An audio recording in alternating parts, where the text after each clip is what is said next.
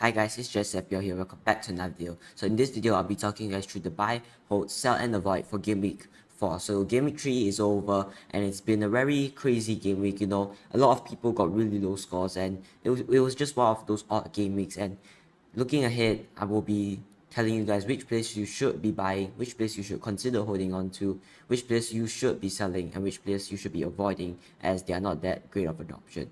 So a lot to talk about. Let's jump right into it. So the first player is Ivan Toney. I recommend you guys buying him is because looking at the price point 7.2 and the fixtures coming up, Brentford do have really good fixtures, and I just think it's a good fixture run to target. And until game week 8 is where we all roughly want our players for, like during game week 6 to 9, because that is where we potentially want to wildcard as the ideal situation, so we get to build on price changes and build towards the game week 16 wildcard. Because if we wildcard too late, our team value will not be that much. So Ivan Toney, his fixtures are pretty much good until game week 15. There's the Chelsea fixture in game week 12, but then Chelsea has looked poor, and it's a still very long way to go. So we don't know what happens till that. But from game week 4 onwards to game week 11, they do have a really good fixture run. They do have Arsenal in game week 8 as well. And I just did a little play with the colors here. Crystal Palace, I did highlight it as an orange fixture because Crystal Palace, we know they are a really good defense, and they have been a really good defense this season. Ivan Toney's stats look very impressive. He's taking 5 touches in the box per 90. So that's 5 touches taken in the penalty box, opponent's penalty box, every 90 minutes, which is looking very dangerous. His expected assist is 0.39, which is quite good for the forward because he is also has the potential to get the assist for you, and the expected goals is 0.43. I did talk about him last week about the buy, and it did pay off. And if you guys bought him in, congrats to you, because he's been really consistent with his points. 8 points in game week 1, 9 points in game week 2, and 8 points in game week 3. So his stats look incredible. It's a great run of fixtures, and I'm looking to sell Erling Haaland during maybe game week 5 or 6, because Pep did come out and say when there is those midweek fixtures and when the Champions League fixtures come in, City are playing on average 3 fixtures, 1 fixture every 3 days. So it's going to be a crazy schedule for them, and Haaland's not going to start every game, so he will get rotated. And if you're looking to, get Haaland out, you could look for Toney, and there's a lot of replacements for him as well.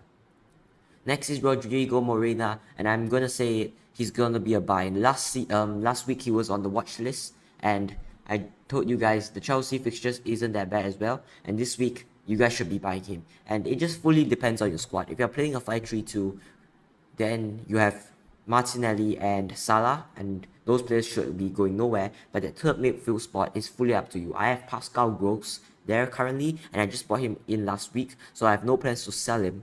But if you can make room for a 4th midfielder, and I think you should be going for Rodrigo, because he's a great option for 6.3. It's slightly pricey, but I think he's just worth that much money. And if you have a player like Luis Diaz with Liverpool's poor performance against Man United today, I just really recommend going for Rodrigo. Just downgrading Luis Diaz, as although 8 mil mates doesn't look that good. So we have Luis Diaz, who's not looked great this season. He did played well in the first 2, but against United, Liverpool didn't really perform that well. Of course, they did control the game, but it wasn't the performance we wanted. Their finishing wasn't on point. But I just don't think you guys should be selling Luis Diaz ahead of those great fixtures. But if you have a player like Foden, Saka, you should be downgrading them, because around the 8 mil price point, there's not much. You have Kulusevski 0.2 more. With the Champions League coming in and the domestic cups coming in, we will see rotation. So I just don't see Kulusevski as a good option. Madison, we don't know what's happening with Leicester, so I don't see myself going there. Mount, Chelsea doesn't look that great. Their finishing up front is really poor. Saka, I think all their main attacking is going down the left side with Zinchenko, Martinelli, and even Jesus supporting that side. And then you have Mahrez, who's not even getting in the team. So I recommend you guys to buy Rodrigo, and if you could downgrade one of those 8 mil mates, just spend the money elsewhere. Rodrigo is a great option. His stats, again, incredible. Expected goals per 90 of 0.77. Now, of course, it's a low sample size, but it's still great underlying data. Touches in the box 7.8 per 90. It's really good, and as you can see, he is playing as a striker for Leeds. So his stats are really similar to Ivan Toney's, even not if not better stats. The fixtures really good. They do play Brighton this week. Of course, Brighton are a very solid defense, so you don't really want to expect much. And still remember, it's the first 3 games of the season. Leeds are up currently third in the table, but anything can change, and their results, they will lose games, and they are not going to win every game, so they will drop points, they will have poor performances. But I'm just saying, Rodrigo's a good boy buy for me. There are some negatives about him. With Patrick Bamford potentially coming into the team in game week 4, we could see Rodrigo slightly dropping deeper and playing the central attacking mid role. Of course, that is still very advanced, but it's not that advanced as a striker, and he will shift. And if you're looking at that Leeds team that start against Chelsea, Daniel James is the potential player to get dropped. But even Aronson, I did read some articles about him that he isn't that great of a right winger. So he is very good down the middle, and we could see a bit, rotation there. We could see Rodrigo coming off for Aronson. We could see Rodrigo shift to a different position, or we could even see Rodrigo getting benched. So just keep in note, those things can happen, but still, I think he's a really good buy, and for 6.3, he offers great value. Next is Pedro Neto, and it's the first sell because Pedro Neto, I just think you guys should be selling him. Wolves this season have dropped off. They haven't looked great in their first 3, and against Tottenham, it just shows their attack was quite poor. They didn't really have much chances, and they controlled the midfield, but they just didn't have the finishing ability. They don't have a striker currently with Jimenez out. They did sign Gudesh, but he is more like a winger, and he can play up front. And we indeed see in the Tottenham game, Wolves did play with like a back 5 with wing backs, because you had Gidesh and Podence playing up front and 3 in midfield and like a 5 at the back. So Pedro Neto was like a left wing back, but of course it was a strong team, Tottenham, and Wolves had to change their formation. With Newcastle coming up, it's a tough fixture for me. Newcastle are a good defense, and we did see it again with Man City. They were a strong team. They were a hard team to break down. They put up a fight against City, and then they have Liverpool there. So just 2 fixtures squeezed in the middle, which Bournemouth and Southampton, which could be good fixture to target. His stats isn't that great, and of course, you must understand he's a 5.4 midfielder, but his stats just don't look that great, as appealing as, a Pascal Gross, Aronson. I think there are better options there, and for Neto, with a lot of options around that price point, you have Pascal Gross, you have Aronson, you have just a lot of players there. If you can go up, Harrison, Rodrigo, there is just a lot of options, and I think there are better players to spend your money on. So Pedro Neto is a sell for me. And the second sell is Leon Bailey, the second midfielder in this list, because I just think there is so much value in the middle, in the midfield. There is so many great options, and even with a tough fixture around West Ham, Arsenal, City, and Leicester. Now, I did put these teams as green fixtures, West Ham and Leicester, because they are a poor defensive team. Arsenal and Man City are strong defensive teams, so that's why they are categorized as red fixtures. So they do have a very tough run in the middle in game week 5 and 6, but after that you could say they have fairly great, decent fixtures, not the best, and his stats do look quite decent.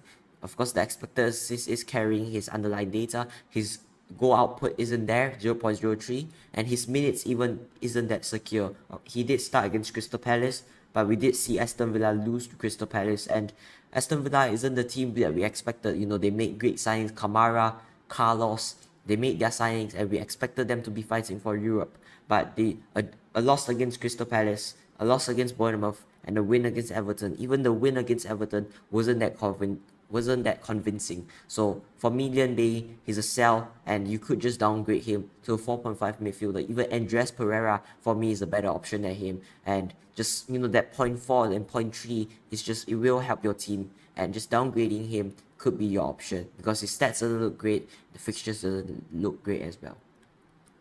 Next is Ivan Perisic, the first avoid. Now, you guys might say that it's what am I doing putting Perisic as a void, but I'm just gonna say this, that he did get his trial pointer against Wolves, and I did sell him for Cucurella, which was a very dumb mistake for me, because what Conte was saying during the press, it was more leaning towards Perisic won't start, but he did start, got his assist, and it was a great performance from him. But I'm just gonna say he's not gonna start every week. He's not gonna be playing 90 minutes every week. he's not going to be starting. With Nottingham Forest, it's a great fixture, I understand, and sure, he will start this game. I will see there's potential for him to start. But with the West Ham and Fulham game, and with Champions League coming in between Game Week 5 and 6, with the Carabao Cup between Game Week 4 and 5, we will see a lot of rotation in the Tottenham side. Of course, they will want to go far in every competition, and of course, the Champions League is a priority as well. So, Tottenham, Perisic, I just see Perisic will be favoured in the Champions League, and with great players around him, Sessegnon, who could play that role as well. I just see Sessegnon playing those easier fixtures against Nottingham and Fulham. I did read some articles about Spurs fans. They were saying Sessegnon will start the easiest fixture, like with Nottingham and Fulham, and Perisic will start the West Ham game and potentially the Champions League game. So Perisic, for me, he's an avoid. His stats just look so good, and if we know that Sessegnon is picked up by injury, we would go on him. But he did rise in price, 5.5. I did make a mistake with his price point, but I just don't see him, and for me, I just sold him. I just won't be looking to buy him in back. So for me, I'm going to tell you guys, he's an avoid, but this could be a big mistake, and he could haul in Game Week 4 as well. But long-term wise, I just don't see him as a really good option. There will be rotation in the Spurs side. They have good squad depth, so Perisic is an avoid for me.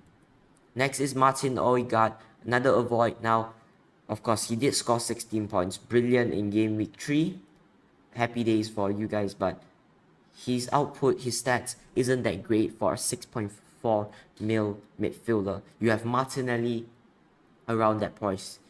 You have players like Harrison, you have players like Rodrigo, that stats just looks way better than Martin Odegaard. Of course, he is that, he does create chances for the Arsenal team. He's just that captain to shape their team and create chances for the other players, Martinelli, Saka, and Jesus. He is not a goal scorer, and he's very, very unselfish. He will pass the ball if he has the chance to. And for me, Martin Odegaard, he's an avoid, because for 6.4, you are paying for a player who will give you those points, give you those double digits hauls, and has the potential to do really well. But for me, Martin Odegaard doesn't have that potential, doesn't have that high ceiling. And if you would want to go for a midfielder, just go for someone like Rodrigo or Martinelli, that they just offer way better value, and their stats just look so good. Of course, you could say Arsenal do have very good fixtures, but if you want to look to triple up on the Arsenal, I just see going to their defense or even going on a different Arsenal attacker. So for me, Martin Odegaard is a void, and there's just other Arsenal players which offers way better value for me, in my opinion. You have the goalkeeper Ramsdale, you have the defense Saliba, Gabriel, Zinchenko. They all offer great value. So for me, Martin Odegaard is a void. The first hold of the video is Reece James. Now, I will try to convince you guys to hold on to these players. I'm going to talk you through, because they are very controversial players that we all look to sell in the upcoming week. So Reece James, look, Chelsea, they didn't, you could say they dominated the Spurs game. The Everton game, they just kept the clean sheet slightly, and in the Leeds game, they got punished. Now, it was a really good tactical masterclass from Jesse Marsch, and fair play to Leeds, they did play better in this game. They took advantage of Chelsea's mistakes, but it's not going to happen every week. They are not going to lose 3-0 every week, and they will get their results. Chelsea are a top team. They finished third last year, and we have to remember they are still a top team. Leicester, Southampton, West Ham, and Fulham, all green fixtures in my opinion, all very weak defensively. Of course, you have fixtures that like Leicester, Fulham even, and West Ham, you could say are great attacking sides, but for me, their defense is really poor. And if James is playing right wing back, I just think he will get attacking returns. But he did start at right centre back, and with Koulibaly getting a red card, getting sent off, I just see it's more likely that James starts as centre back for the Leicester game. Even if he starts as centre back, when Chelsea are building up and going forward, they're actually switching to a back four if Loftus-Cheek plays at a right mid. So they're switching to a back four, as we seen most in the game against Leeds. They have Cucurella and James as their fullbacks. So they will be playing a back four when they're going forward, but defensively they will play a back five. So that's a good thing. And of course, Reece James he did create one chance in the game, same as Cucurella. So there are still great options. They are still creating chances. So for me, he's a hold. His stats as very good as always. The fixtures just so good. I just think you guys should be holding on to him, and it's too early to sell him. And lastly, Andrew Robertson, my second hold. Of course, Liverpool did disappoint us with their fixture against Manchester United, but still, Liverpool, you have to remember, a top team as always. They will perform as a top team, and I'm going to say it again, they are one of the best team, if not the best team in the Premier League. Them and Man City, they will be challenging for the title this season. For me, Robertson, a simple hold. Maybe the time to move him on is next week, game week 5 or game week 6. But for me, you won't look to sell him against Bournemouth. Of course, you could say there is a lot of money there. Downgrading him to a Cucurella, Perisic gets you money and upgrades other spots. But for me, his stats isn't that great. But his touch map, his heat map, whatever you call it, he's still very advanced. His shots in the box per 90, 0.38 isn't the best, but he's taking touches in the box. And for me, he's a simple hold. No plans to sell him because still, if I sell him, I would look to bring in Rodrigo. But for me, Andrew Robertson, he's still a great option, and we just have to, wait. It's been 3 game weeks, but of course, FPL is a game. You have to be patient and wait for those attacking returns. I still believe in Robertson, and I hope you guys do too. So for me, a simple hold Andrew Robertson.